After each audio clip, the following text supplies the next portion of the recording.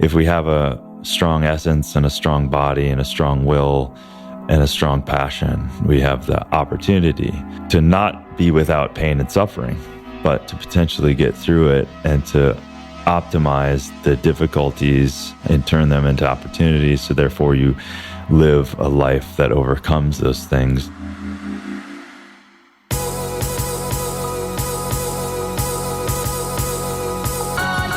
You're listening to the Almost 30 podcast, a lifestyle podcast hosted by Krista Williams and Lindsay Simsick.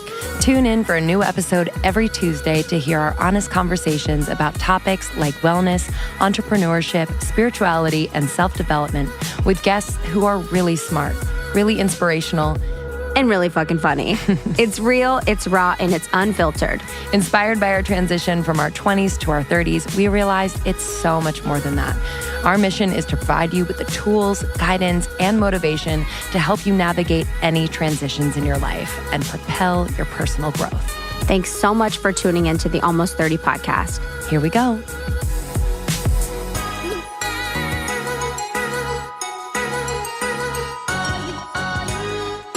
Hello. Hi. Welcome back to the podcast. Happy to have you. 2019, we're 30 years old. It's true. I'm 31, baby. I'm 31 and I'm more beautiful than ever. I'm wearing pants that I actually love this look on you. It's a really good look. You guys can see it. I love this look. One word to describe me. It's me though. Chic. I'm wearing thick wool socks from my dad, old sneakers, joggers that have stains all over them. And they're too big. So I had to tie it up with a rubber band. So they have like a big knot in the front. And then my sweater has a big hole right by the nipple. Oh, I thought that was bought that way. No. A big hole right by the nipple. And my jacket's peeling because it's so cheap. The jacket is giving me the jacket all the feels. The jacket is vibes. This jacket is so vibes. But hey, you know what it says? You know what it says? Cheap. I'm vegan. It does. Oh, fuck yeah. It so does, because these shoulders should be... Because it's like should be leather. So it's like, it's doing something. It's just weird how it happened all of a sudden. Yeah. I leave Justin always says it. He's like, you leave a trail wherever you go of something. Turmeric. It's true. Peeling jackets. Yeah. Crumbs. Smell. We solved that mystery, but that was a mystery. That was turmeric a mystery. Mm-hmm. I have turmeric all over my house. I got it on my favorite sweater too when I was at Justin's. Oh no. His mom was like having a fit. That you got turmeric on the sweater? Well, she just wanted to get it out. Oh. You know. When moms want to do what moms do best, they will not stop at anything. Especially when it comes to laundry. Mm-hmm. I think she washed it 4 times. Oh. I was like, I don't even really care about that sweater. Like at all. My mom does so many loads of laundry when we're home. And I almost wanted to say, which I'm so appreciative of, I wanted to say, we should save some water. I know. Justin was like washing like 5 one pieces. thing because he could. I'm like, you shouldn't do that. Like just because you can doesn't mean you shouldn't. I know. I went downstairs to put something in the wash and my dad's underwear was just like folded there. I'm like memories. Been there forever. Justin got so much underwear for Christmas. Praise. Boys do not get new underwear ever. Praise. They and wait socks. Until their balls are hanging out a hole. Honestly. I'm like, you need this. That's what I said. I'm like, what's going to happen when your parents stop buying you underwear and socks? You have to buy it for him. Buy that for you. My mom bought it for my dad forever. Yeah. I remember it like made me mad when I was little. Oh. I was like, Dad deserves more than underwear. Oh. I would. I'd be sad. I'd be like, oh, mom's the worst. But like now I get it. Yeah. I'm like, oh. Because they wouldn't get it themselves. Because they wouldn't. And it's more like on my dad. It's like he's incapable of buying himself Did underwear. he act surprised every year? Yeah. Yeah. He'd be like, oh, this is the underwear. And my mom would be like, I was talking to predictable. To Top Dollar T, my mom about New Year's resolutions. I was like, oh, just like having fun. I'm like, what's your New Year's resolution? And she's like, well, haven't really thought about it, but probably something for my health. And I'm like, oh, cool. We're going to get somewhere. I'm like, oh, more vegetables or something. She's like, I probably just don't want to go in the hospital again. And I don't want to die. Last year was really hard. I mean, that's a start. It's a start. I was like, you know what? It's Same. This is an aerial view. Yeah, honestly, I was like, you know what? Same. Because my mom actually was like in the hospital a lot last year. But hey, she ain't now. And I'm not making fun of that, but saying that you don't want to die is your New Year's resolution. A lot of people have a fear of death. Why? I don't know. I know. But there's nothing worse than living. Honestly. It is painful. Do you know what I mean?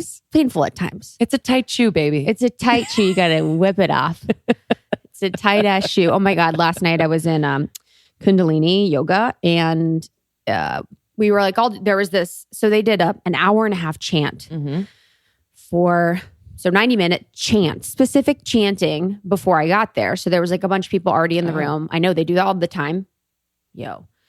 And there was a woman that had her little spot set up in the corner and she had a little girl who was probably like 4 in the corner with her. And her little girl had like a little blanket and like toys and stuff. And so they stayed for this one. And they stayed after too. I don't know how long that they were there, but they stayed for the class, which was an hour.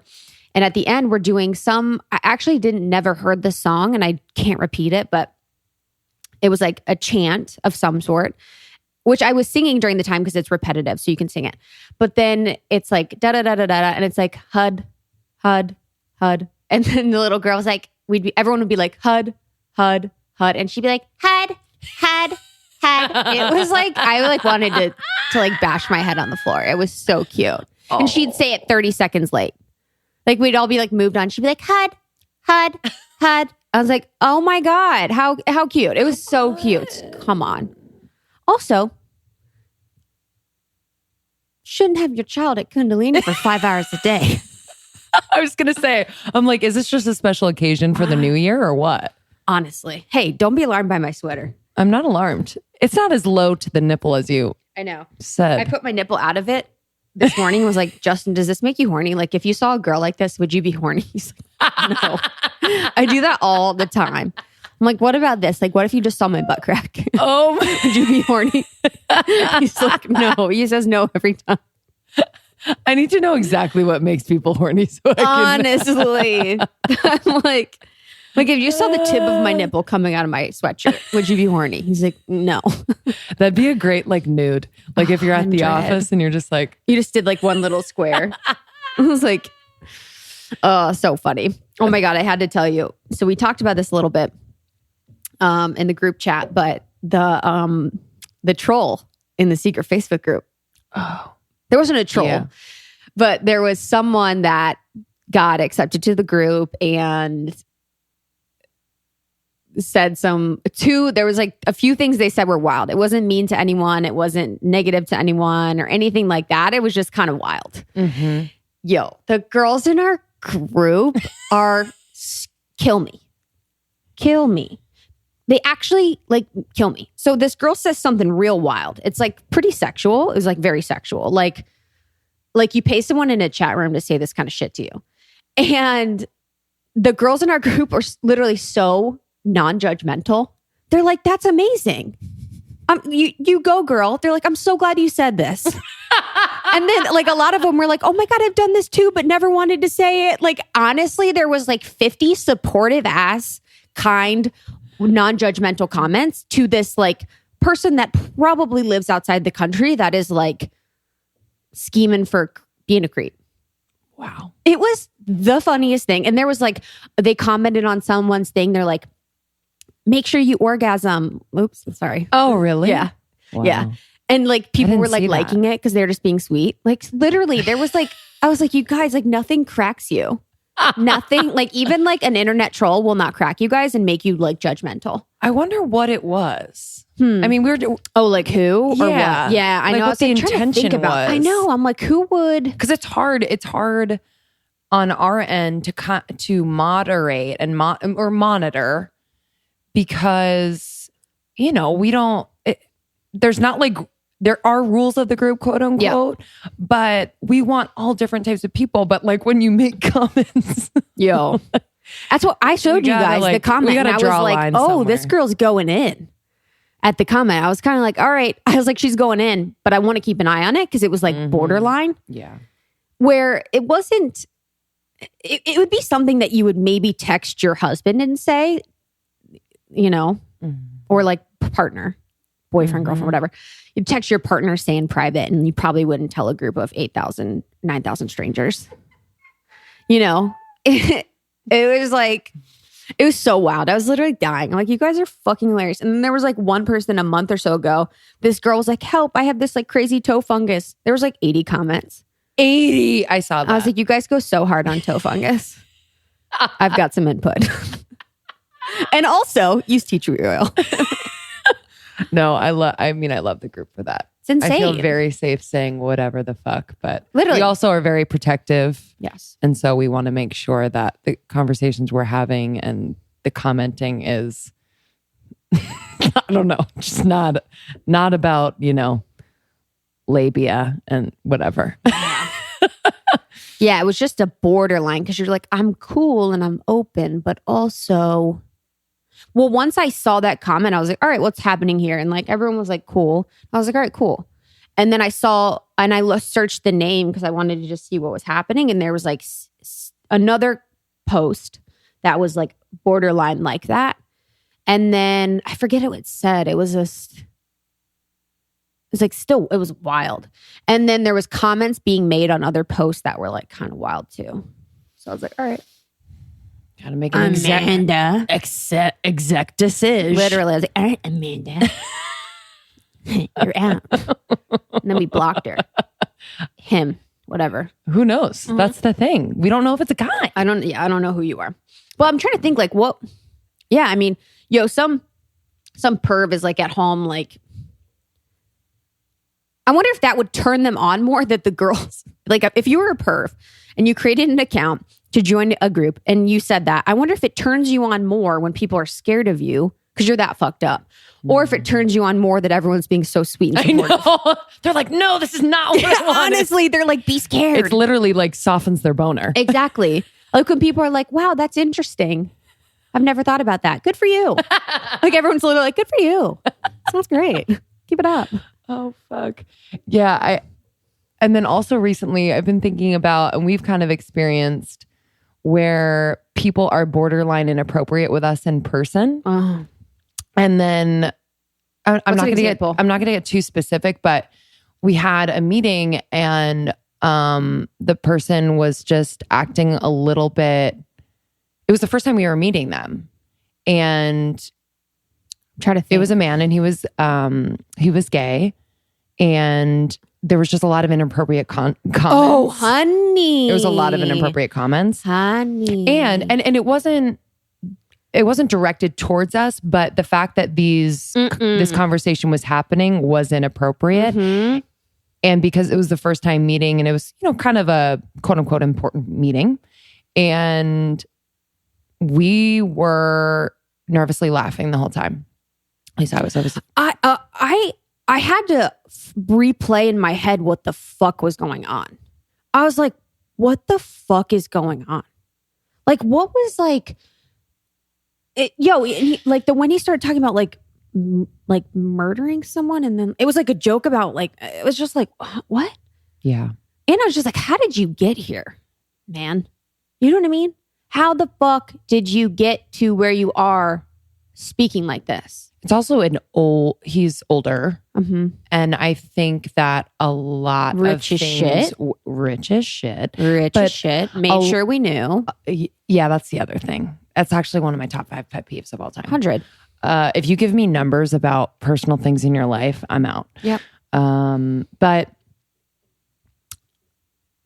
it was, I think for so long in certain industries, there was a pass for a lot of people. Yes. And now, obviously, with the whole Me Too movement and beyond, it is not allowed to fly. However, and we were just having this conversation about what if he was straight and commenting on things like that? Yeah. To women. So it was just a really interesting thing to think about. 100%. I don't know. It was uncomfortable. Want to be quicker. I guess I was too busy. I was processing because I couldn't believe it wasn't sexist necessarily. It wasn't racist necessarily. It was just wild. And I had no idea what he was saying. So it's not like I could even say something, but besides like look uncomfortable and kind of like continue to steer the conversation back to what I wanted to fucking talk about. What is going on? Like a half hour of our meeting was about that. It was like us sitting there like dolls. I think it's a good lesson. Yeah. For sure. Where, like you said, I want to be quicker. Yeah. I want to direct the conversation.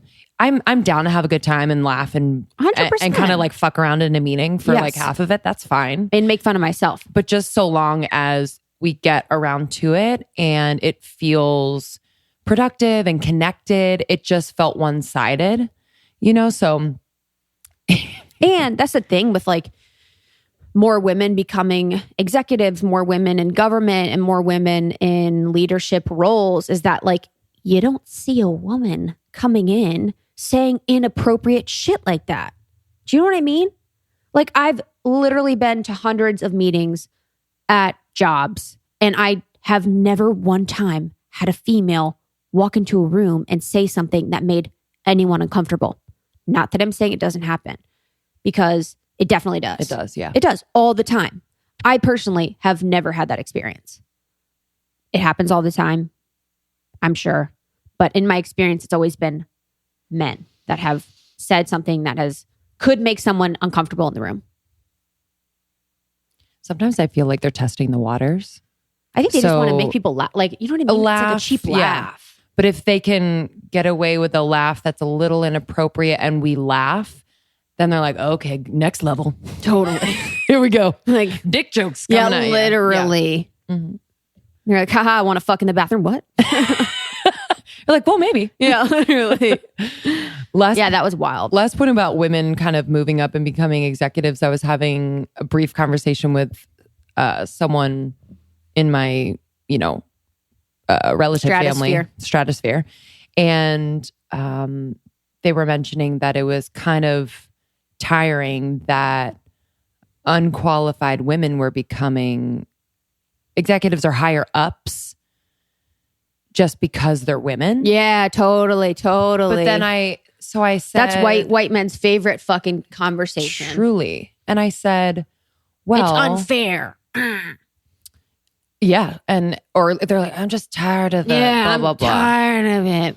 And I said, well, oh my God, the problem is that women who perhaps want to be in this industry that you're in or in that position don't have the example set for them for years and years. Like it just hasn't happened. So where do we start? You have to. And hopefully she will have the support of the men and women around her to really succeed. And maybe it won't be perfect, but it has to start somewhere. There has to be an example for young girls who are 16 and thinking about their career, like, oh, wow, she did that. Or, it has to start somewhere, and it's not going to be like perfect. Like they're navigating it for the first time. And by the way, some of like their strategy or tactics might be 100 times better than you've been doing it for the last 50 years. So move over for a second. It was just an interesting, and I wasn't like heated. I was just, and they proceeded to say, oh, wow, I didn't think about it like that. Good. That there wasn't, there's an example. But I was also trying to understand how they were feeling. And I think it's an intimidation, insecurity, and then men always want it to be right. So if they're not fully qualified for the job, they shouldn't get it. There's this rightness. And I don't know, you got to leave room for things to change and evolve. With that stuff, I'm like, what are you talking about? Like, you're literally watching the fucking news and you're tired. Like, you're literally not on the front lines. You're not doing shit. You know what I mean? To actually like be a part of the conversation that's happening. So it's like always so annoying. It's like you're literally a robot sheep and you're repeating what someone else is telling you that they're tired. Like, what are you tired of? Like, The women are tired of like being led by these like old men reptiles. Said it. Reptiles. Get ready. Half of our episodes in 2019 is going to be about the reptilian race. Honestly. I had to drop it. It's like slowly going to happen. Hopefully this episode gets on iTunes. Anyway. Always got to worry about it. Episode today. Oh man, we have Darin Olien. Darin Olien is on the podcast. He is the Superfood Hunter. Mm-hmm. Not sure if you've heard. Also, Barukas, which we talk about, are my favorite snack to travel. Freaking bomb. They're the best. Like I love them. Like this is not sponsored. Mm-hmm. They are better for the environment. They're part of like a process that is sustainable, and they're so good. They have fewer calories than most nuts. I love them. Yeah. They're the only nut I'll eat right now. They're delicious. Yeah. Like I can eat a whole bag. It's 150 calories when that for anything else would be like 250, 300. I'd say it's the perfect plain food. Yeah. Oh yeah. Dry. Can travel with it. Mm-hmm. I eat it all the time. Darin is also the author of SuperLife. So he gives you 5 simple fixes that will make you healthy, fit, and eternally awesome. I think it is about the simplifying, which is cool about Darin. You know, it's not about these complicated programs or diets or whatever. He really breaks it down simply so that we can start today. Yep. He is so knowledgeable about sustainability, about the environment, about creating healthy companies and healthy products for, us as the people that are purchasing them, for the consumers, and also for the growers and the farmers. So he has a wealth of knowledge and experience. He's been in the health food industry for a long, long time. And he was just such a gem. It was so great to have him on the podcast and kind of share information about his new book, SuperLife, and then about Barukas, which we know and love. Yeah, and I just want to mention, we recorded this just a little while ago, but since then, Darin lost his home in the Malibu fire. So we just send our love. Yeah, his beautiful home that we talked about. Yeah. He has this beautiful land plot with his beautiful home in Malibu that he felt so deeply connected to. And unfortunately, his was one of the places that was affected by the fires, which is tragic. But his dog is okay. So that's good. We love you, Darin. Thank you for being on. Yes. We hope you guys enjoyed this episode. Thank you so much for all of your rating and reviewing that has been going on recently. We'll share a review on the other side of this episode, but it really means so much to us. And we just started our Your Podcast program, and it's been incredible. We have an incredible group, but just so you know, if you have a podcast or maybe thinking about starting a podcast, we do have separate resources on yourpodcastpro.com that you can download separately. And I know they will be very useful to you. Yes. All right, guys, enjoy.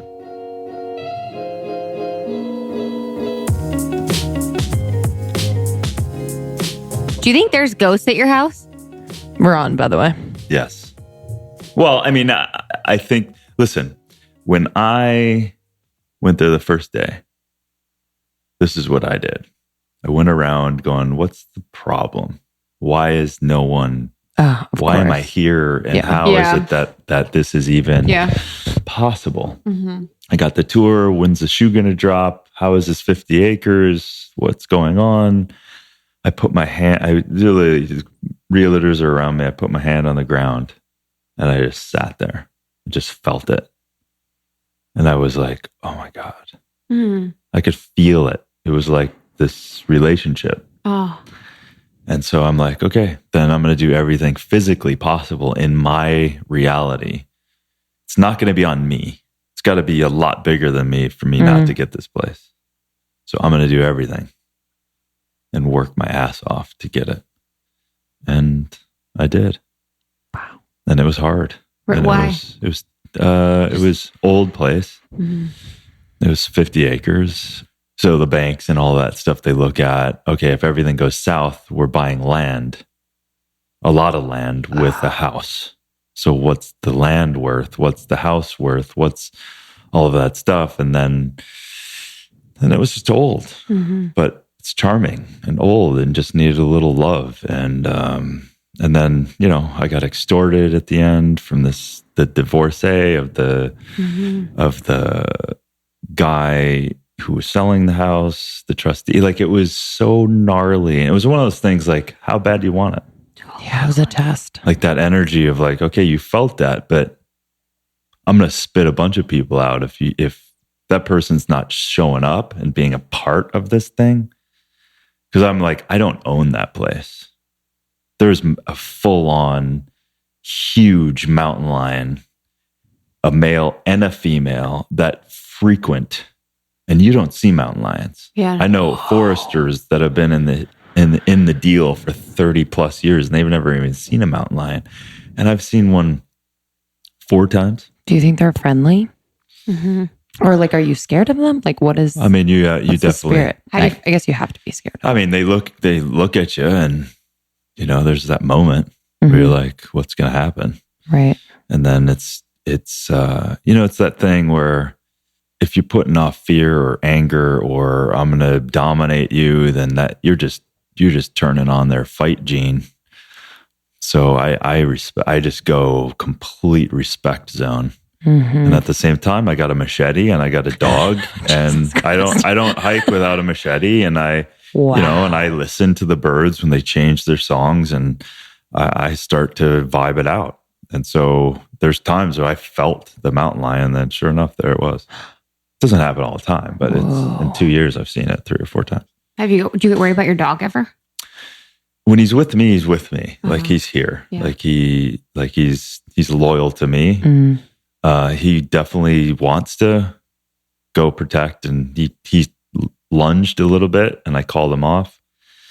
But he doesn't run around on his own. He does. That's not a German Shepherd. They like to be close with the master, and not master out of I'm dominant, but there is an alpha order that you have to set really quickly with a German Shepherd when they're a puppy.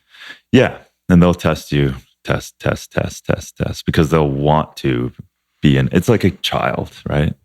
A child will test you until like, what's the line? If you don't show me the line, I'm gonna run all over you. Mm-hmm. It's like guys. No, seriously. Seriously. Yeah. Dogs, children, and guys. Give them an inch. Give them an inch. Give them an inch. Well, Darin Olien, we're so excited to have you here. Olien. Oh, wait. That's okay. No one knows that. It's a. Remember Olien? Has everyone done that to you? It's a Norwegian thing. Oh. So we came over and it was Alien. It was AALIEN. Okay. Which when you come to America in English, it's alien. So true. So they You're like, well, true, but we'd rather not. Yeah, I mean, there's still some Oliens in Norway, and I don't know how that happened, but they definitely changed it. So got it. There you go. So did your family come over?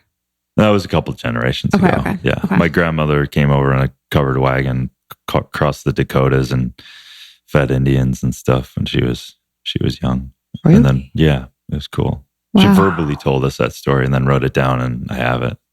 Wow. Yeah. Pretty neat. That's probably where you got your love of nature. Mm-hmm. Wow. That's incredible. So we'd love for you to introduce yourself to our audience. For those of them that do not know you. How do I do that? Okay. I mean, there's so much, but I'm excited.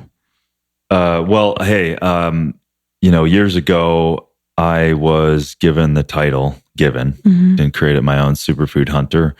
So that's part of what I do. I run around the planet looking for herbs, nuts, fruits, for the simple reason of getting greater nutrients to people and transparently doing it with Indigenous people directly and understanding the transparency of how that is. I come from a small town in Minnesota. I come from a father that was an agricultural professor at the University of Minnesota. So I come from kind of the blue collar roots and look people in the eye. So when I started, I have a undergrad degree in physiology and nutrition, a master's in psychology, and the nutrition and physiology part came by way of getting hurt playing college football. In Minnesota? So then it depressed me. And then coming out of that, I said, hey, why don't I study? What a concept. Why don't I study the thing that I enjoy? And then I got so curious about it, started digging into that stuff. And then I started looking at food systems. I started looking at nutrients. And then I started, these aren't normal. And I started seeing how people didn't really do that well from a manufacturing standpoint, from a formulation standpoint. And so I just started doing it myself. And then in that, the ethics and the morality of that, I just didn't see another way of not showing up to a country of origin, not going to the Amazon, not going to the mountaintops in the jungles and everything in between of the things that I was interested in, of the herbs, of the botanicals. And so that's how it happened. And so in that pursuit, I've met a lot of people in the sustainable world. I've met a lot of people doing good things around the planet, met a lot of cool functional doctors working in similar spaces. So my main goal really is, I mean, it's funny that my book is actually SuperLife, but really when you dig under my DNA of why I do what I do, is I literally want people to live as great as they decide to live. And my point of view is, because I suffered as a kid, I was 3.5 pounds when I was born. Wow. So I had some complications. And so when I realized that DNA or really that the world as we know it is kind of dangerous and tough, and I was vulnerable. So that part of it for me was work out. I got stronger when I was a kid, eat better. It affected me, my brain, my health, and then that got in me, right? So that kind of idea of like, oh, this isn't set. I don't have to run around being vulnerable and frail and fragile and sick and all of these things. You can do something about it. So the whole idea is, if we have a strong essence and a strong body and a strong will and a strong passion, we have the opportunity to not be without pain and suffering, but to potentially get through it and to optimize the difficulties and turn them into opportunities. So therefore you live a life that overcomes those things and therefore gets you on a mountaintop. And it's like a hard hike on a mountain. Well, if you stop, you never get to see the view. So that's kind of my DNA. I just want to do, it just sounds so, I don't want to sound so like,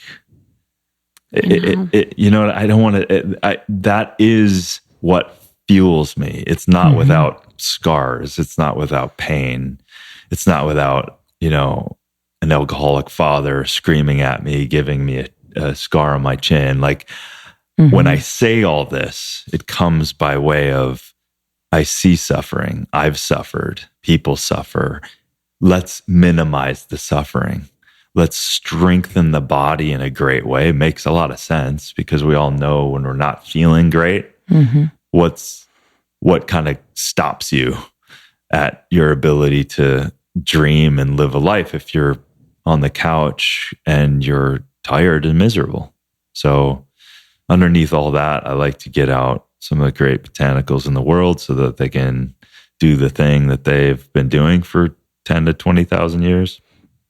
And that's one of my curiosities and my adventures that I like to go on. So anyway, that's a very long intro to myself. For the superfood, so the superfood thing and the Superfood Hunter, I feel like I'm from Ohio, so kind of like similar.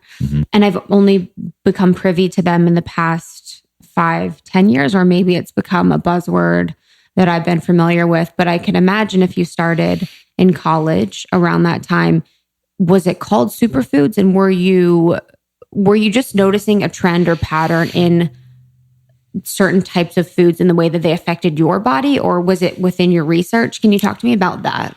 Yeah, good question. I think when at 13, I read something, I don't know how, an article in the Minneapolis Star and Tribune, which was one of my first jobs, actually, a paperboy. Classic. Yeah. And I saw this grapefruit cleanse, and my mom didn't even know it. You could ask her to this day, and she has no idea. but she got a bunch of grapefruits, and all I ate was grapefruits. It was like a few days of just grapefruits. And it was the first time at 13 in Minnesota. Yeah. Those grapefruits, who knows where they came from? Yeah. You know what I mean? They're glowing. Yeah, honestly. Glyphosate glow blob.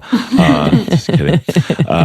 So it was the first real time that I felt so significantly different in my body, in my brain, because I was downing 5 to 6 bottles, old-fashioned bottles of Coke, just self-medicating. This, I don't know if I was ADD or ADHD or whatever it is, but I had a resting heart rate at one point of 120 beats per minute.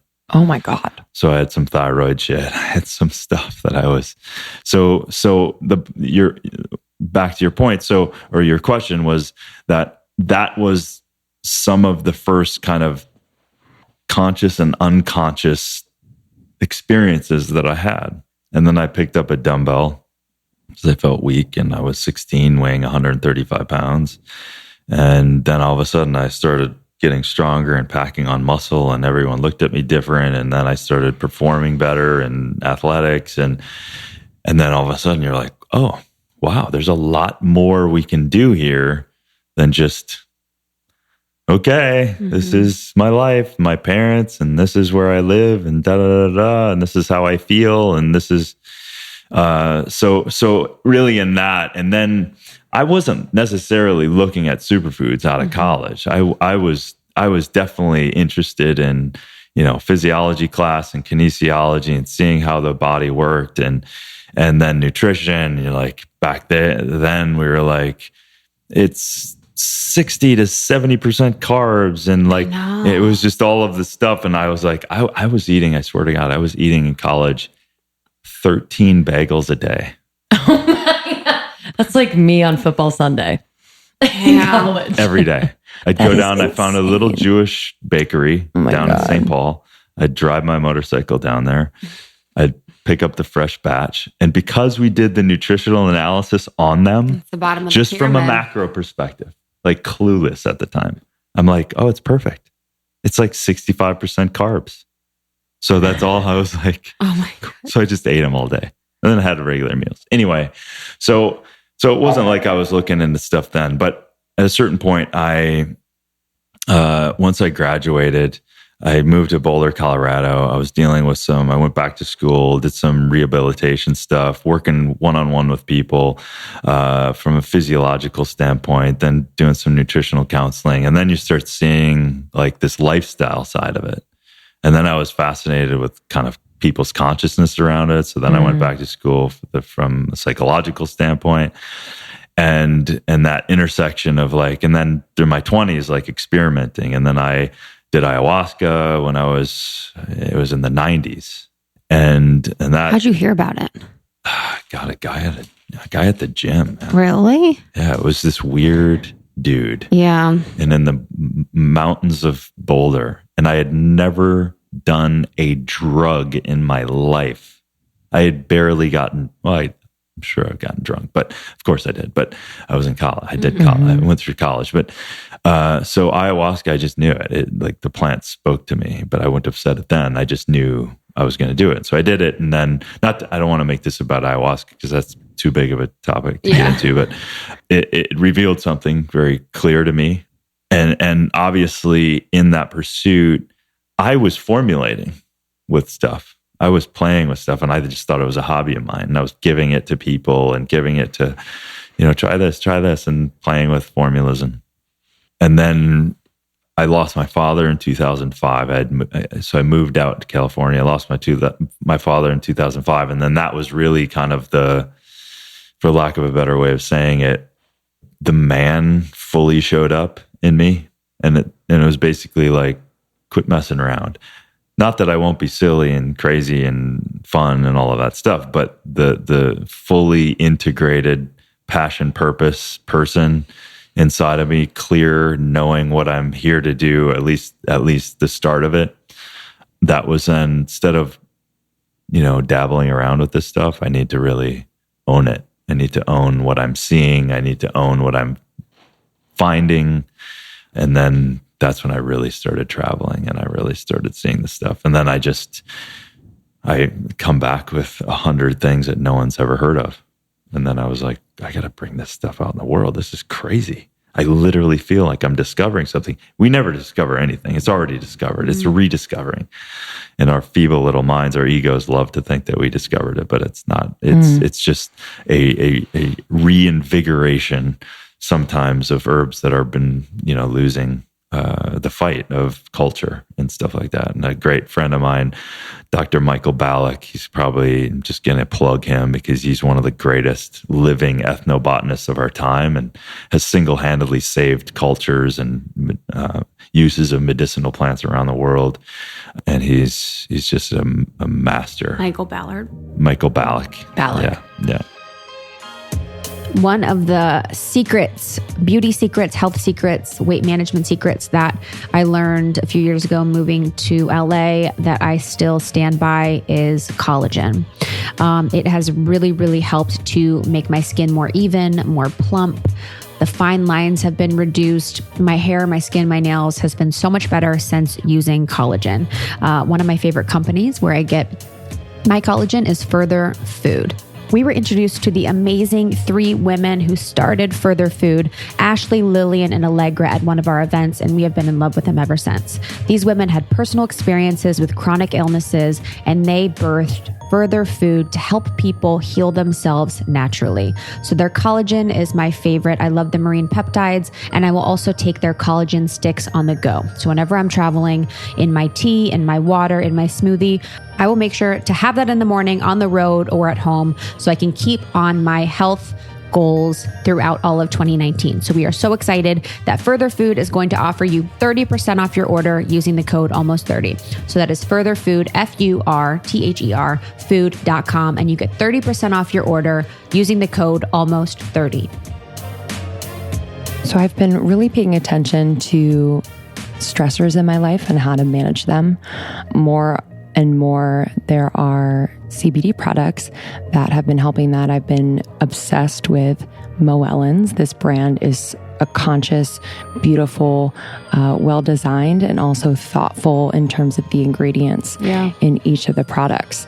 The only one that I've used that works. Truly. And I'm not saying that to shade any other brands, but it's the only where I took Moellons or I've used Moellons and I was like, oh, I get it. I get why people use CBD to help calm their nerves, help to be less anxious. It really made sense to me. Mm-hmm. All of the products are super pure and clean because you never know the fillers that they are putting in these types of tinctures. So I've been really aware of that. Moellons does it right. I'm loving the topical CBD oil. The One for All has been really great. Sometimes I'll mix it with like a cream that I put on. Just a little goes a long way.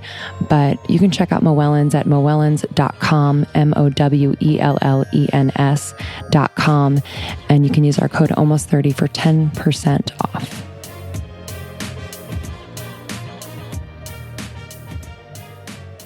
Talk to us about the cultures and working with the Indigenous people and making sure that what you're doing is responsible and transparent and also like an equal energy exchange. Yeah. Sorry, it's a loaded question. That and also like the energy in food. I've been thinking about that a lot lately, just in, what I'm putting in my body and like the actual vibration of the food. So can you speak more to that? Yeah, which one do you want me to hit first? I'll hit the first part first. There's so many sexy ways to talk about working with Indigenous people, and then you say the right things like, oh, they're Indigenous people. Oh, it's fair trade. Oh, we're vertically integrated. But in truth, it's not easy. It's, you come into a situation and there has never been a situation. And I've been in corners of places that I definitely, perhaps maybe one of the only white people that certain people have seen. And I don't want to dramatize that because that's not in every case. But often, mostly, people have been burned by someone who looks like me, right? and they've overpromised, underdelivered, probably naive, because earlier in my career, I was naive too. I was like, oh my God, let's get that out there. And what they walk away going, he's going to get it out there. And I have no idea. I haven't established any marketplace for this new thing. Like, I have no idea. And I have a story to that, but it's too long to get into. But so every culture, every village has got their own way of doing things and their own understanding of that, and that's time. That's just you have to meet and sit down with people. That's just number one. Like, that's just a must. That's from my point of view. If you want to any supplement company or any food company, if you're not eyeballing the people that are procuring and growing and harvesting and processing and handling your food and supplements, then good luck, because you don't know what you're getting. I've seen the best quote unquote standards on paper, and you're in the facility going, there's literally bird poop that's falling in. Like, you know what I mean? Like, it doesn't matter what the FDA this and GMP and all those things are important. They have to be in place, but they have to be visualized and worked on. And so anyway, so it can be everywhere from in Africa, sitting around a tribe and meeting with the presidents of a said tribe. And so, hey, this is what we're thinking about doing. And is it cool? And what do you need for it? And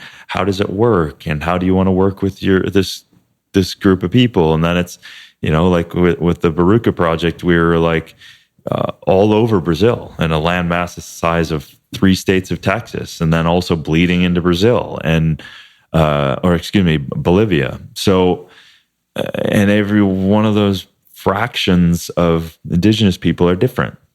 And they're also, here's the other side, they're also human. So there's people that have extorted, there's people that have taken, there's people that have only had interest for themselves. There's political stuff. I mean, so it's not like they're infallible to having human skin and the same throws. In fact, when they're dealing with, we can go down to the grocery store and get our food. They sometimes have to live day to day and survive. So when you show up with a solar panel in Africa, they don't necessarily see the long-term benefits of that. They strip it down on the wires and then sell the copper wires today, right now. So you're dealing with this thing and you can't give them a bunch of money that's over and above what they can perceive and receive.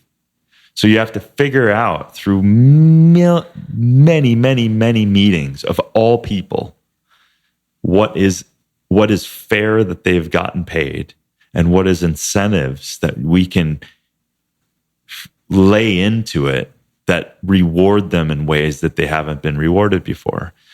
For example, on the Baruka thing, we figured out what the fair wage was. They're all happy. It wasn't winning the lottery.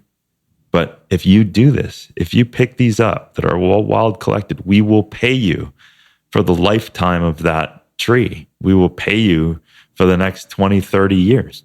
So we're creating value back in something that you're staring at every day, instead of you being seduced by the cattle company who want to whack it down and have the cattle graze on it, or plant unsustainable corn and soy and ruin your land.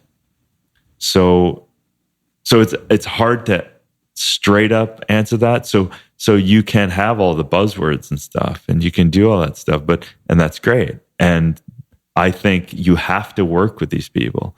I think the supply is king, and those kings are the farmers and the collectors and the people. And if that isn't solid, it's just a ticking time bomb. It's just not going to work out. And it's hard you spend all this time marketing here in the States and doing all this stuff and raising money and capital and all that stuff, and then you haven't spent enough time with the people and having relationships. It's just not responsible from my point of view. So, and that's spending a lot of time in those situations. And now, that's just the way I'm going to do it. And it may not be as fast and might not be as easy.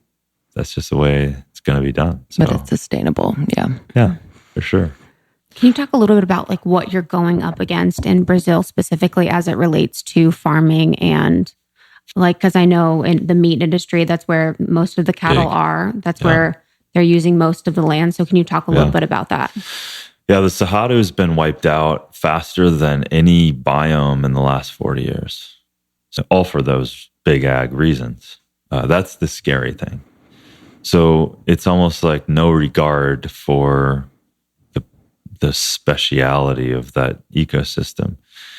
There's mandates by Brazil that if you own land, you basically have to cattle graze.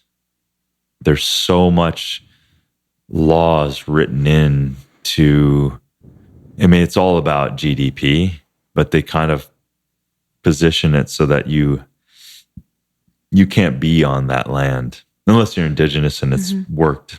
It's already in and you own the land or you're on it. But in terms of if we went out and bought the land, they would pretty much make you do things that are related to big farm, big ag, unsustainable practice. It's all unsustainable. So it's a sad thing when you see the Cerrado, what is gorgeous and beautiful and intimately related to the Amazon.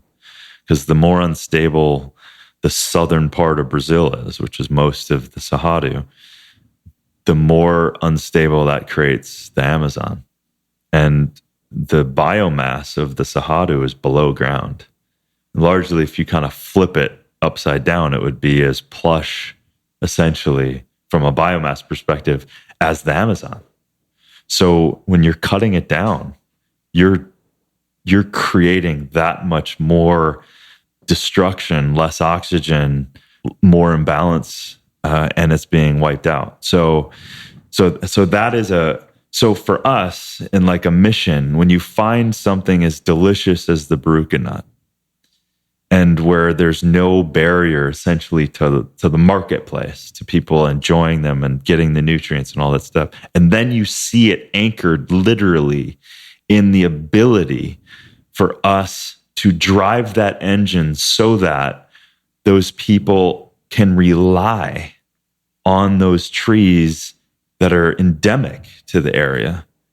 And so that is an inherent value back to them so that they don't have to take this other option.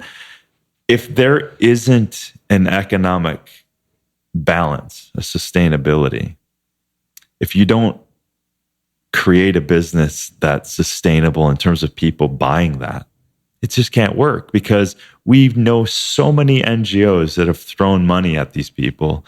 We have $1 million thrown at a chief of 10,000 people. It's like, pick a family that we grew up with in Midwest who makes $25,000 a year. Give them $1 million. That lottery reality, when people get that much and they don't have the financial muscle to manage, they will be further and deeper into unknown territory and often more depressed, more unhappy. And that's what you can't do to Indigenous people. So throwing NGO money at people is definitely not sustainable. We feel like the capitalism done transparently and effectively is one that it's rooted in us, in this example, planting more trees because the Cerrado is being wiped out, inherent within us selling the product. And we have to. There is no way we can do it without working directly with the people. Our business does not exist if we don't work directly with them. And from our point of view, we don't want to do it if it's not supporting the environment. Because I can do other things. I don't have to do this. So if I'm going to do it, and all my partners are the same way, if we're going to do it, we're going to do it right. And that's a great position to be in, because there's a lot of, things that aren't sustainable in a lot of companies. And in working so closely with these cultures, what have you seen to be the physical, mental, even like kind of spiritual benefits of ingesting these types of superfoods? Like you've probably seen it firsthand. Yeah. I'm just kind of curious, like what you've seen from them using them for you know, centuries. Well, I mean, I think the first obvious one is the community around it, the ritual of you know. I remember one of the first trips I took in 2003 or 4. I was in 17,000 feet in the Andes of Peru. I met this little farming community, and I wanted to see maca. There's nothing else that grew there. And when you sit down with them and you eat, and they serve you different varieties of how they make their food and how they prepare even maca and all that stuff, and you're enjoying it from their perspective, and they're telling old practices of how they dealt with, you know, spirits on the land, and what did they do wrong when crop went wrong, and how they, from an Incan perspective, how they dealt with it. So community is probably the first kind of obvious thing. The community that surrounds that's why folklore around all of these plants are just massive.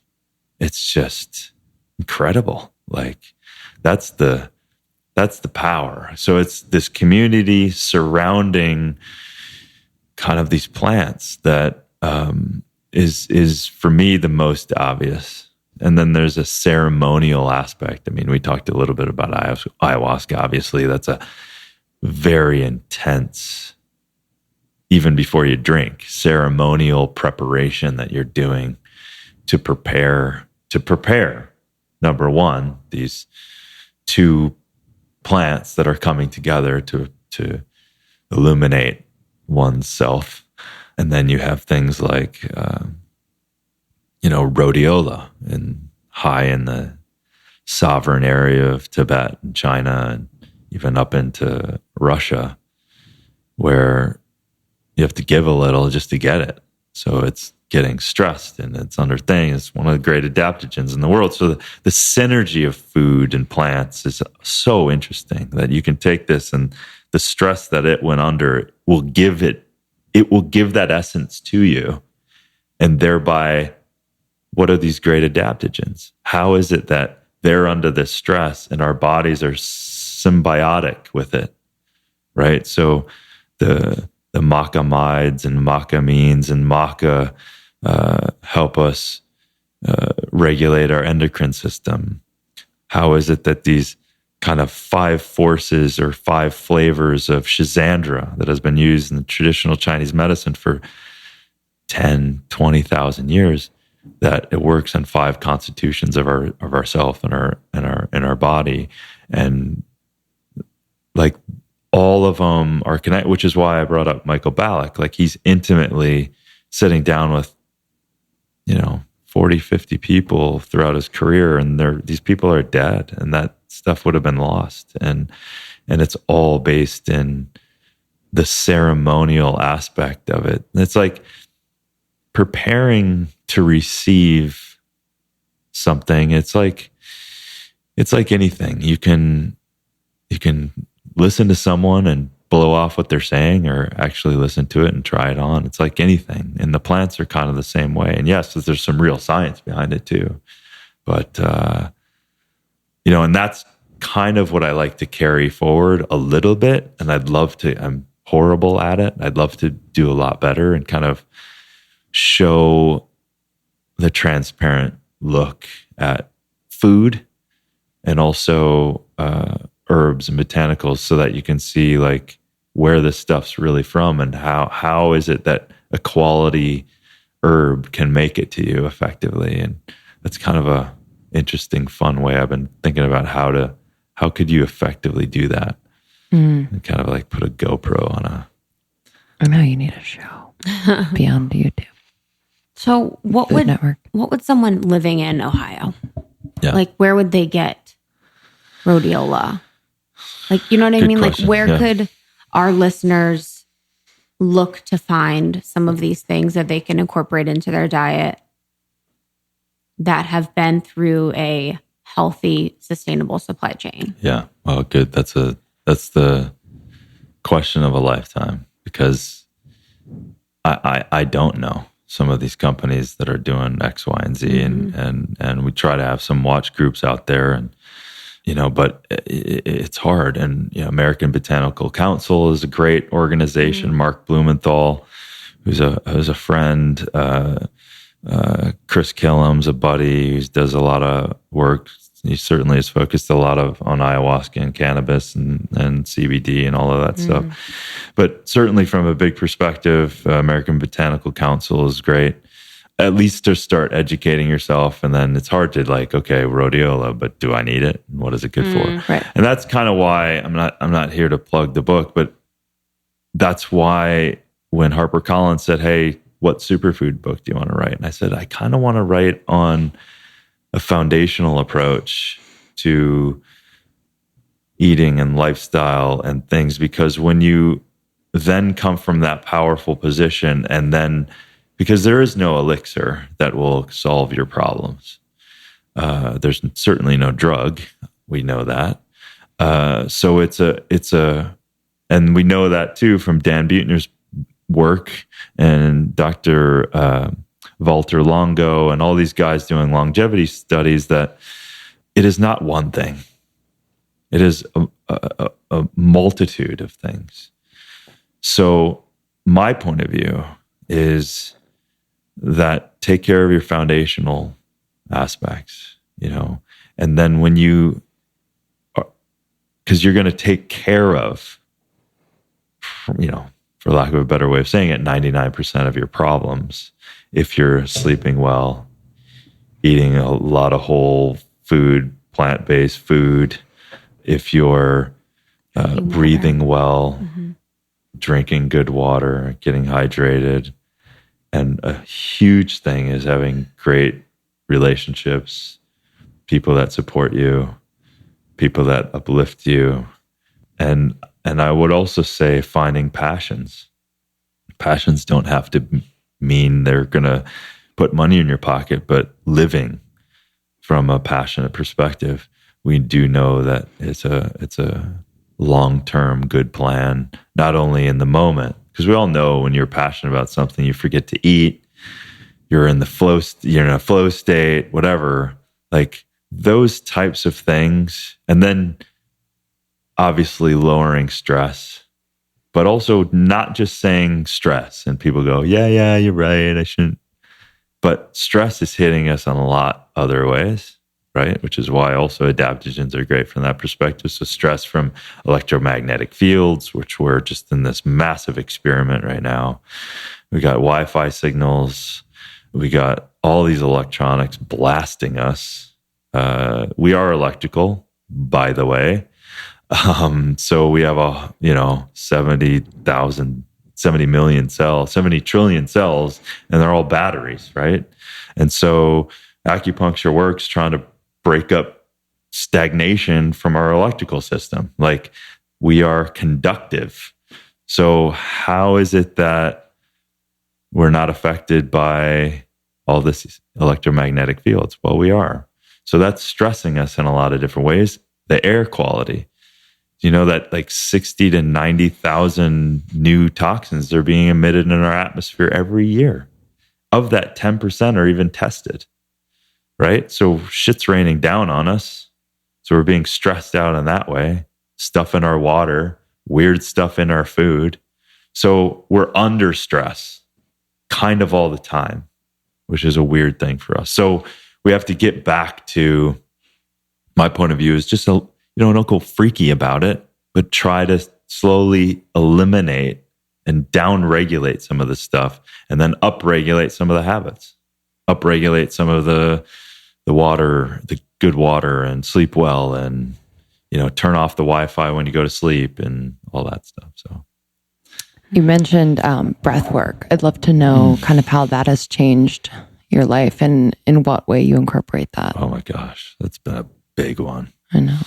So we all heard that through meditation and stuff like that. But I guess from an active person, it was finally when my buddy Brian McKenzie, Laird Hamilton, we heard of this guy, Wim Hof, the Iceman. Now everyone knows of Wim. And we started doing it years ago. And we're like, oh, this is performance based. So from a recovery standpoint to a preparation standpoint, and we just do these I went through his complete program, just tripping out and practicing from a performance standpoint. And then the result of that was I was having all these kind of lucid experiences from a deep meditative standpoint, just as a kind of off-gassing of the work. And then it just continued to evolve. We got to know Wim. We spent some time with Wim. We did some other weird shit with him, with breathing. And then kind of up till now, I've been doing it constantly. I do it every day, every morning. It just activates my brain. But now, Patrick McEwen wrote The Oxygen Advantage. Got to know him, started doing that. Very, very important on nose breathing. We're the only mammals, aside from a dog, and the dog needs to regulate body temperature, so it has to breathe through the mouth. But we are the only ones, aside from that dog, that breathe through our mouth, and it keeps us in that stress state. So nose breathing, that exchange within the nose, creates a natural nitric oxide, which is a dilator that opens up blood flow and good for the brain and turns on pituitary and all of that stuff. So, and then helps to deal with kind of the buildup of CO2. And that's usually the impetus of needing to breathe. It's the buildup, not the lack of oxygen. So we've been experimenting with nose breathing, and now it's changed my life completely. I work out with nose breathing all the time, and we do some breath holds on exhales and do a bunch of stuff. And then we do a lot of in the pool training over the last 10 years. How long can you hold your breath? I don't know. It's usually under stress. I didn't know if that was like one of the... It is, but we're usually doing something. Okay. So it's usually involves some heavy weight pulling us down to the bottom of the pool. Okay, while we're holding our breath. Or we'll do it on an exhale. So when you exhale and you start something, all the bells are going off already. Like, what the hell are you doing? Breathe. So then you're dealing with the underwater stuff is trippy because you have to remain calm. Yeah. And you can't freak out because you're underwater, number one. And number two is you burn your oxygen really fast when you're stressed out. So like fighters, any kind of boxers, UFC guys, big weight trainers who come in the pool, they really don't have a good time. And it's hard for them to click into that, okay, I got to do a very hard movement underwater and stay calm because that's the only way I'm going to get through it.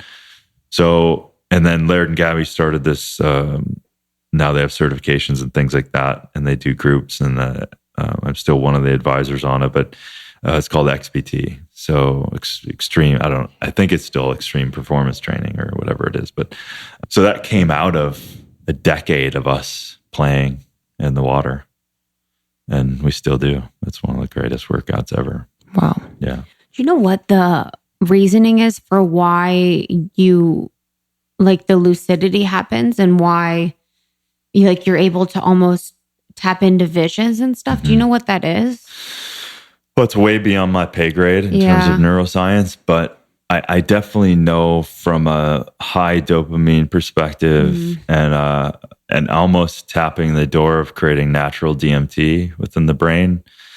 Because of those doors that got opened with ayahuasca, you can get to them easily. It's a similar, and that's where the kind of the cool part of it is. I don't need to do ayahuasca again. You only did it one time? No, I did. He's like, this weekend, one time. I did it once, but the plant, as weird as it is, but if you've done ayahuasca, it's not weird. The plant very clearly said, thanks for coming, basically, and you never need to take me again. And I didn't listen to that. Oh, So did I you got have a the weird I had a experience? really, really bad experience. Several. And it was almost a straitjacket thing. Like I wasn't high anymore. Right. I was not functioning in this reality very well. And it was really bad.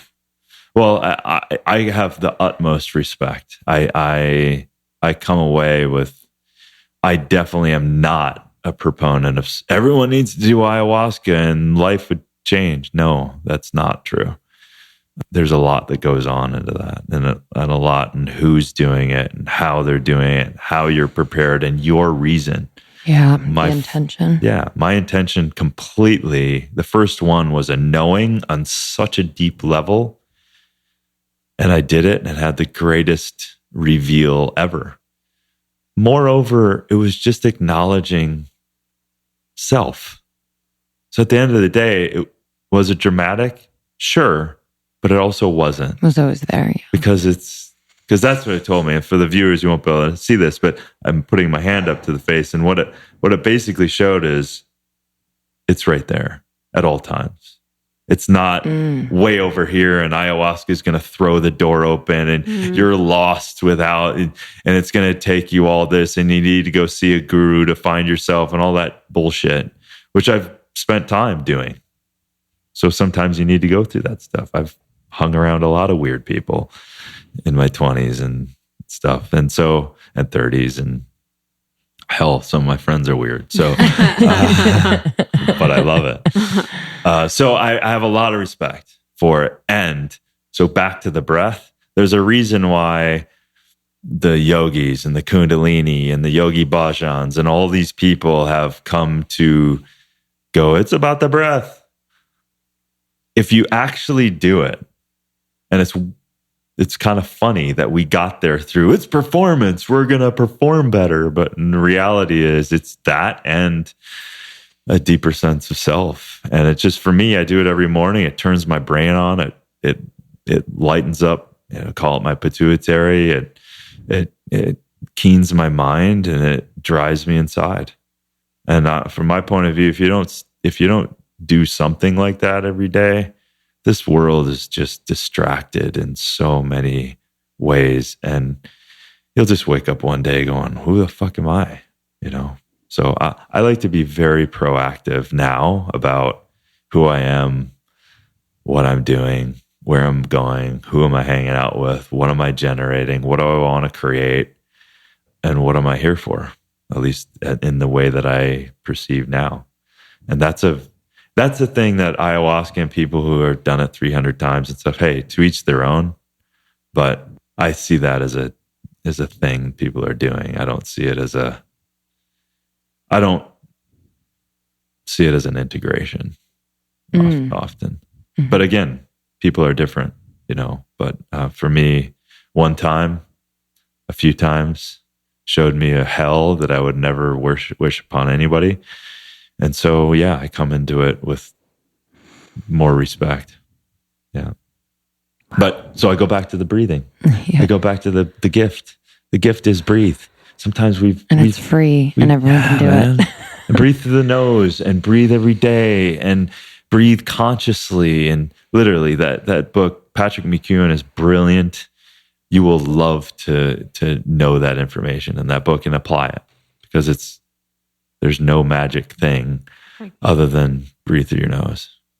So change your life. And it immediately turns into parasympathetic nervous system. And we're all run around in some sort of long-term fight or flight adrenaline situation that we have. We have a 24/7 clock now.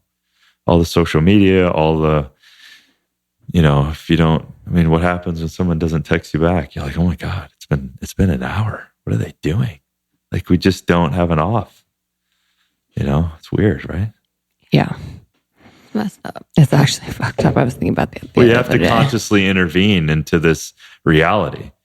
We have to step in and demand our own lives to be in a way that is functionally more balanced. Yeah. Or we're just a part of it. And I know. And then you're busting your ass to pay for your month's rent and you're just surviving it. Like, screw that, man. Mm-hmm. I want to thrive it. I don't want to survive. I want to know the rules. I want to play the game. Building a brand and like having to be connected and like kind of where do you draw the line? And as a entrepreneur, like create this like bulletproof mindset as you pave the way, but also not get too distracted by the demands of a publisher for your book or your social media manager for Barukas or whatever, or your person who's handling the YouTube channel. Like, you know what I mean? Like, how do you set those boundaries? Like, as we grow too, we think about that a lot, where it's just sometimes we're a fucking slave to our phones, and like it's a lot, and we don't realize some days like why we're tired, and it's because we've just been on for the last 24 hours. You know? Yep. Yeah, I don't have an easy answer for that. You know, we're walking this line, this tightrope of, you know, it's an ebb and flow. Rest when you can, restore, recharge, relax. And then I know it's like I can't talk about the project right now, but I'm about to rip a big project right now. And I take every opportunity to go back and hang with my dog and sit under the trees. And just because I know I can feel the energy that's going to be required. And and at the same time, extremely busy right now in the preparation for it. So it's a weird thing, but carving out, like for me, essential part of the day, every day, or else I'm out of my mind. I'm not functional. I'm a crazy person. I have to sit 2 to 3 hours of I'm meditating. I'm doing some brain entrainment stuff. I'm writing, conscious writing.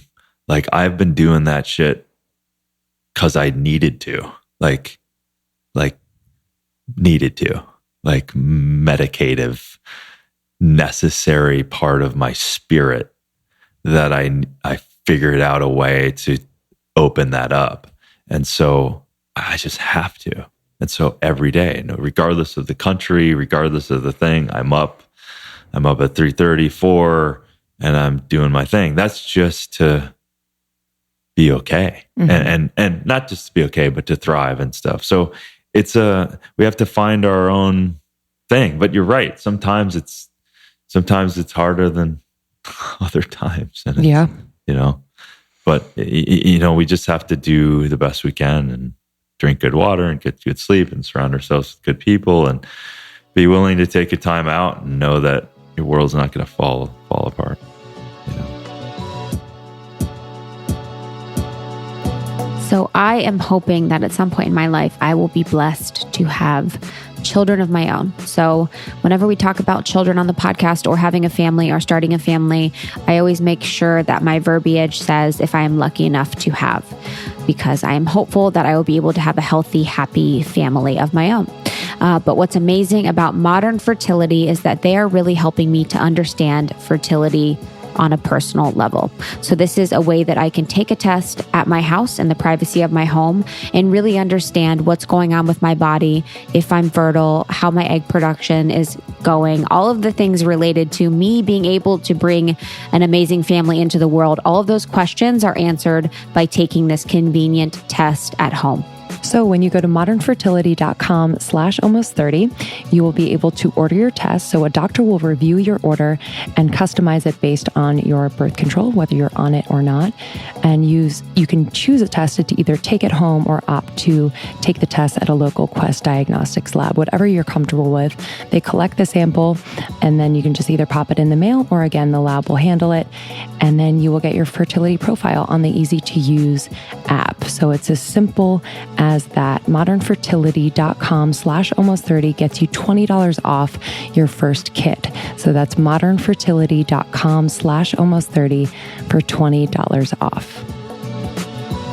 So when I went home for the holidays, I was gently educating my family on oils. They would have thought something different, but no, they didn't know if they were using the right oil when they were cooking at different temperatures. And it's tough to know because you're bombarded in the grocery store with like 85,000 oils. And when you heat an oil past its smoke point, it begins to oxidize and release free radicals, which is no good. Chosen Foods, 100% pure avocado oil, has a smoke point of 500 degrees. So you can use it for baking, roasting, sauteing, you name it. Over the holidays, my mom made pumpkin muffins, used avocado oil. And I was like, I don't know if that's good. She's like, no, trust me, I've done it before. I was like, okay, Stacy. She is converted and has a mega size of avocado oil in her cupboard. Everything is bigger at home. Chosen Foods also has really delicious, healthy dressings and pure oil sprays, which make cooking so easy and fun. If you'd like to try Chosen Foods, chosenfoods.com/almost30 and use promo code almost30 during checkout for 50% off your order of $10 or more. That's 50% off your order of $10 or more when you go to chosenfoods.com/almost30 and use the promo code almost30.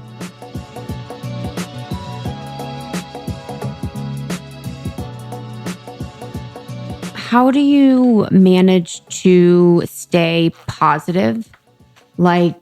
So because you're so traveled and you've seen so many people and you've seen so many experiences, and as an example, you've seen Indigenous tribes be taken advantage of. Mm-hmm. And the more you travel and the more you experience, the more you see suffering. But, you also see more joy on the other side, of course. Sure. But then you come back to the United States and you see the way we have a relationship with food, or we have relationships with certain things. And I could imagine it being disheartening, when you've seen on the other side. So how do you manage to stay positive, but still integrate some of the lessons that you've learned on your travel? Good question. I think it is a constant muscle for sure. I just decided that, and somewhere in me, that's fuel for me. Fuel in the sense that, we all want to, I don't know, you want to change the world for the good in some way. I think if you dig deep, your being, your soul is good, right? And I'm kind of going back to my morning thing. Like if I work that muscle and start with gratitude and go through that exercise, just like I pick up a dumbbell every day, just like I brush my teeth every day. And it's seductive too. It's seductive to be like, oh shit, like I can't believe this person. I can't believe they're doing this thing. Next thing you know, now you're in that energy, man. Even if it's right, even if that person is completely out of their minds wrong, but it's all an exercise in mental strength. And I just work it every day. Just like I go to sleep and I try to get my hours, and I don't think there's a magic bullet, but I do know that I'm willing to work hard. And the biggest thing for me is when I turn over supplements, or at least when I kind of the final straw for me was I saw a formula and I was like, oh my God. And then I saw like all this crap in it that I know are carcinogens and whatnot, and that it's marketed as completely, it's perfect, it's this, it's transparent, it's indigenous, it's all. And I was like, that's insane. And why am I seeing that? And why is it hitting me right in the face? Oh, I need to do something about it. So I take this on as fuel. I take this on as like, who do I know that could help in this situation? What could I, even if I can't do anything right now, what needle can I move forward? And then there's a magnetic field. I swear to God, there's a magnetic field that's created. And I feel so bloody fortunate. I'm just on the way over here in massive traffic. I'm on the phone with 3 people, 3 different conversations, that if these things happen, when they happen, it will move the needle on helping the planet and helping people thrive. Like it just will. So that is what I put into it. It's almost like someone starting a a piece of art that they can't complete in their lifetime. Well, what's it about? It's a lot bigger than just the final piece of art. It's tapping into the beyond. It's the rare opportunity of allowing yourself to go where time is less important, but you're also in the future of what you're doing. Because at the end of the day, I have to look at myself in the mirror. What am I doing to add to my life and to literally make it better? That's what I do. So when I'm in the Sahadu and I see destruction and thrashing of things and a crying giant anteater running out of the forest, which we saw, it's devastating. It's fucking devastating.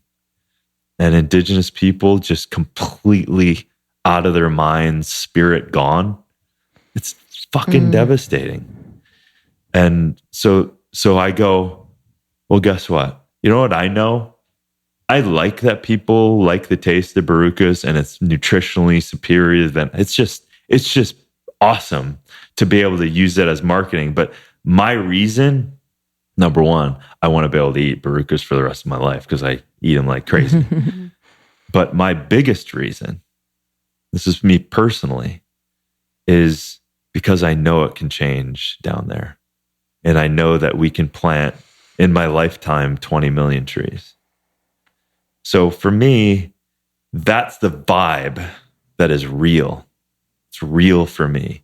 And saying yes to it in the quantum entangled world, I know I'm improving the Sahadu even by saying yes before we even got the 20 million trees. So in my weird world, that helps. And I'm willing to take action on it because I'm a blue collar kid from Minnesota that was, walking bean fields and throwing hay bales. I'm willing to work hard. I want to work hard for things that I care about. So that's a good one. Beautiful. That's a really good one. Last question from me before we talk about Barukas, but I'm just thinking about will superfoods ever be, and I have a hope that they will, but how do you see them being more accessible to more people and, more affordable and trusted in the way in which they're sourced? Do you have a vision? What does that look like? You know what I mean? Yeah. I don't know. Yeah. No, that's a big one. Because it just feels like, the women coming from yoga in LA can just pop into Erewhon and get all these things. Yeah. And then, you find yourself in the middle of America. Yeah. And they don't know what these things are. Well, I think there's a massive, how do I say it without causing too much problems? Welcome to my life. Yeah. Oh my God. I just got a visual of, it's awesome.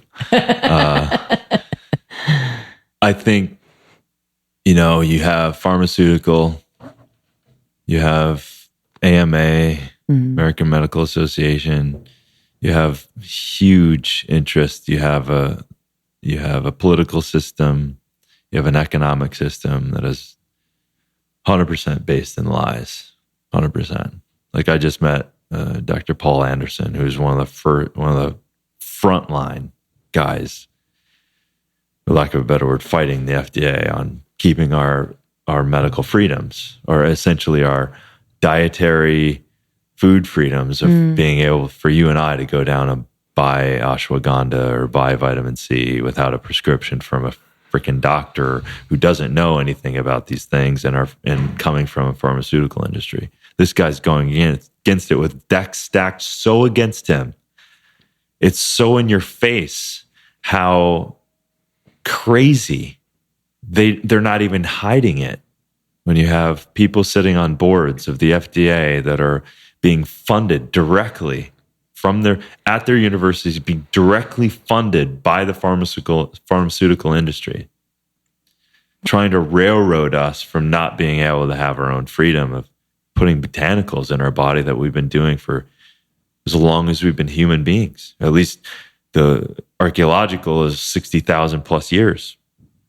And So this is a big deal. So I want to support every organization that's about the medical choice and the medical freedom and the dietary lifestyle freedom of that. So again, you align yourself with these kind of people and you figure out what's going on. And the guy's fighting, Monsanto. There's a great case that just, whenever this is aired, but it came out a guy, one of the first cases, a guy directly got cancer from exposure to glyphosate. It was a $239 million case. He won. Yeah, I mean, they'll appeal, but the court said, yep, it's never happened. And now there's going to be a train of people behind that. You know what I mean? So that's the matrix shit. Like it's plugged in, and you've got middle America believing that, well, hey, it's the doctors got our best interests, and they don't know anything about actual preventative care. So, from consumer watch groups to, blockchain is a disruptor. Free money exchange, free information storing, keeping the hands away from the world. That kind of stuff. That's in our lifetime. That's disrupting the fabric of this stuff. So there's no easy answer. We're in this massive situation, and we just have to come together. And some of the fractions of us fighting between vegans and paleo and keto and all of this shit, we got to stop wasting time fighting.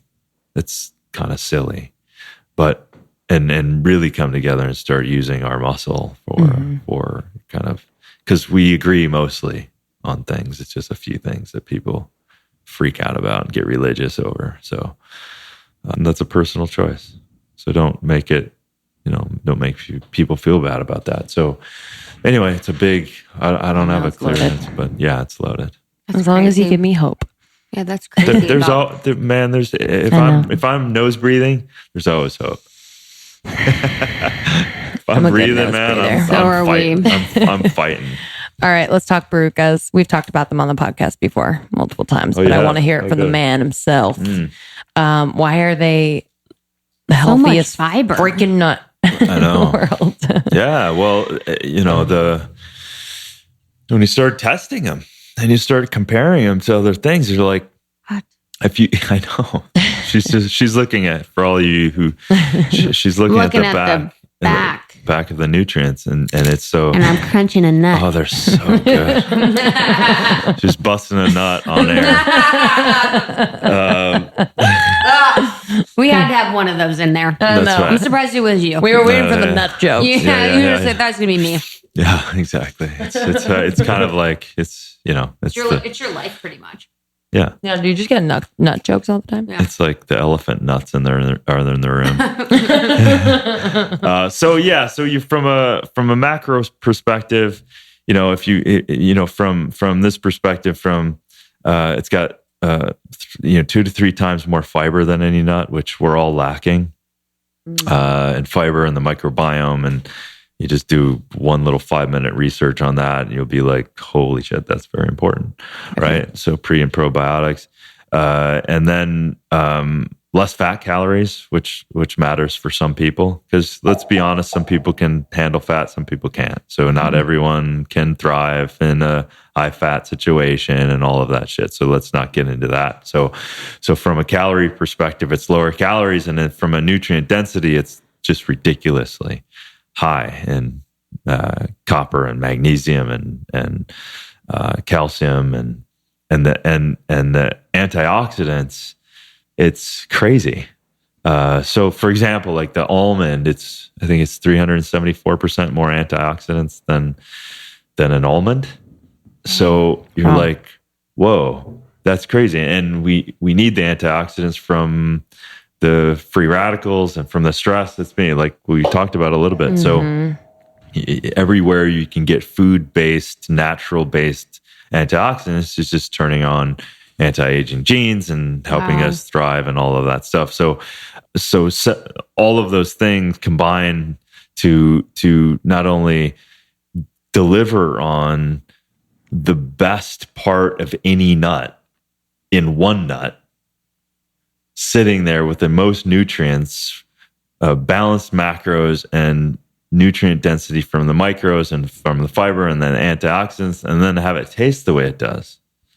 It's kind of like, what? Yeah. How is It's this so good. How does this happen? I had a vision on the plane the other day when I was eating these. I was like, damn, these need to replace airplane peanuts. I know, Yeah. without a doubt. Well, I have like a dream that there's peanuts a. are still on the plane. I'm surprised 'Cause of that allergies. There's They're not supposed no to be. health, Yeah, I was going to Yeah. say. no healthy. Or yeah, Oh, no. on the plane, I know, man. Do you know what I mean? At I the mean, airport, I too. try Yeah. to fast anyway when I fly, but if I'm feeling a little nauseous, I eat a little something. Yeah. But I mean, why aren't we providing healthy food on the plane I don't when know. we're like 32,000 feet up in the air and our digestion's all fucked? Yeah, Anyway, exactly. it's Well, just that's my where- go-to. That's It's what you so load good. up on you're under a lot of stress on a plane, so you definitely want to load up on good food, and Mm-hmm. that's definitely a must. And then as easily as going into the benefits of a wild collected food. How many times can you commercialize a wild collected food? Right? It's fantastic. What does that mean for those of our listeners? who So don't know? wild collected food is it's not monocropped. It's not commercially grown. There's no pesticides, herbicides. There's nothing other than nature stressing that nut, which gives it its micronutrient strength and gives it its antioxidants and gives it this vitamin E and vitamin C and all of these things. And it naturally falls. You cannot pick it early. It doesn't form. The nut's not formed. So you can't, like the indigenous, go pick them. Go do it now before the harvest. You can't do it. The nut's not formed. So it has to fall. So naturally, when it's ripe and when it's ready, it falls to the ground. Wow. So then they go collect it. And there's no extra water. There's no irrigation. There's nothing. And when you compare that to commercially grown, transplanted almonds, for example, you have all the this is the fun, scary stat, is that the water that all of LA uses per year is the same that the almond industry in California needs to grow the almonds. The same amount. Damn. Do you think we have extra water here in LA? No. So instead of like limiting your shower and car washes, you should like be limiting your almond intake. Yeah. Or meat. That is fucked up. Well, and meat meat. too. Real. Yeah. Well, then there's that whole other conversation too. Yeah. But sticking with the Barukas story for sure. I mean, we can. So it's a wild collective. So when you're wild collecting a food, it essentially you haven't had the generational turnover of a monocropped out of its normal natural state, and therefore you get a less optimized plant over time. That's just going to happen. Unless you're permaculturing, unless you're very aware of how to grow things in a somewhat wild, controlled situation. But this is completely wild collected, and the harvest season is upon us right now. So it's vital that again we go out to the indigenous, we make sure that looking at the market, we go back to these people and say, listen, collect as much as you want. We're just very careful which fractions of people we turn on until we have a full understanding of the marketplace. Because we're just now, after 2.5 years of working in Brazil and working out the issues that they were losing this even in Brazil because they couldn't even make it sustainable in their own country. So we had to come in and go, what's the bottleneck here? Why is it so expensive? And they're, you've got a logistic nightmare of it's not a field that you go plow. It's a landmass the size of 3 states of Texas that you have to organize, and you have to have trucks and locations and people you trust and, collect. What is it? Is it by hand? Yeah, so it's by hand, and one 25-gram fruit has 1 gram of a nut inside. So for a $10 million business, for example, we would have to collect 300 million tons of fruit, and then we have to crack it in a landmass that's that big. You crack it in a facility? By the hand. No. Yeah. These really strong guys out in the field. Want to arm wrestle? So he's got guns, guys. Well, that's the gnarly thing. So indigenously, they used to take the fruit, which is why it's roasted too. By the way, indigenously, you couldn't. It's too many anti-nutrients, and they also don't. You don't eat it raw. You cannot. So indigenously, they used to take the whole fruit with the nut inside and throw it on the fire at night, and in the morning, it would be easier to break open, and then the nut would be roasted inside, and that's how they would consume them. So then how they were doing it now when we show up, so they're cracking by hand with either machetes, rocks, some engineers in the last 10 years created some hydraulic one that you put one per thing and it increased it a little bit. These people are like carpal tunnel syndrome. They got to crack all these. So we have initiated engineers around the world to literally crack our nut to figure out the best way, because no machine exists to do this. It has to be completely started from scratch to be able to crack this specific nut. It's nothing like a macadamia. It's different shape. It's completely different. So that's part of, not to mention the infrastructure that we've invested time and money and resources and the people and all of that stuff. We've also had an engineering feat that we've had to surmount and overcome, and we're close. I mean, we have stages exponentially greater, and we have machines and all of that stuff, but we're still pursuing more mechanization to speed it up even more. So it's all the stuff behind the scenes that, again, if you want to do it right, and if you want to bring something out that doesn't exist, well, it's going to take some work. So no one can really come in. You can't come in and kind of, hey, let's do Baruka business. Good luck. Yeah. You can't put the trees in, because guess what? The trees take 15 years to produce. So even if you tried to crop these things, which there's an argument you could do that, but you do it within the indigenous community of areas that were wiped out, it takes 15 years. So it's not like you're going to go, good idea. You're going to wait 15 years to see if your crop works. So people don't want, it deters people that don't understand how to work in these conditions. It's a big practice of patience. Comes full circle. It's like your house. Yeah, exactly. The house that I fought to get, which is worth it. We're coming over. Yeah, literally. Oh, you guys should. You're welcome anytime. 50 acres. Yeah. Well, thank you so much for joining us. This has been fascinating. Fascinating. How can people find you? How can people get your book, SuperLife? How can people find Barukas? Yeah, so barukas.com, BARUKAS.com. We're on there and on Amazon. The book's on Amazon. Great. And other locations. I'm still at superlife.com. We're redoing all that at the beginning of next year, but I'm still around. I'm still there. Social media, Superlife Living, just playing the game. And around Malibu. Aren't we all? Yeah, exactly. All right. Well, thank you, Darin, for coming on the pod. Thanks, guys, for listening. Subscribe, rate, and review if you love this episode. Share it with someone you love. And we'll see you next week. See you next week. I love you guys. Bye. Right on. All right. That was so fun. So thank you, Darin. Really appreciate you. And you can find him on Instagram at SuperLife is his handle. Yeah, I love following him. I want to steal. I know. Want to steal that. Yeah. Okay. Review of the week. Almost 30 forever. 5 stars. Highly recommend this podcast.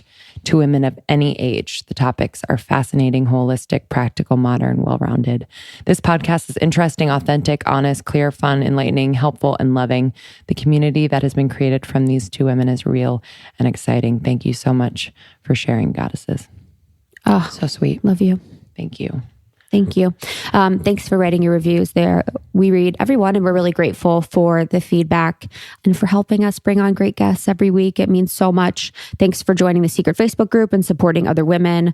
You can join the Facebook group subgroup in your city, and you can join the hundreds of other women that are meeting up to work out, to volunteer, to do all of these great things. In 2019, we're going to be expanding the ambassador program so that we can help empower you guys to connect even more deeply. So cannot wait. And we're so excited to see you all tonight for our event with Heidi Stevens, Creating Your Vision for 2019. See you then. Love ya. Bye.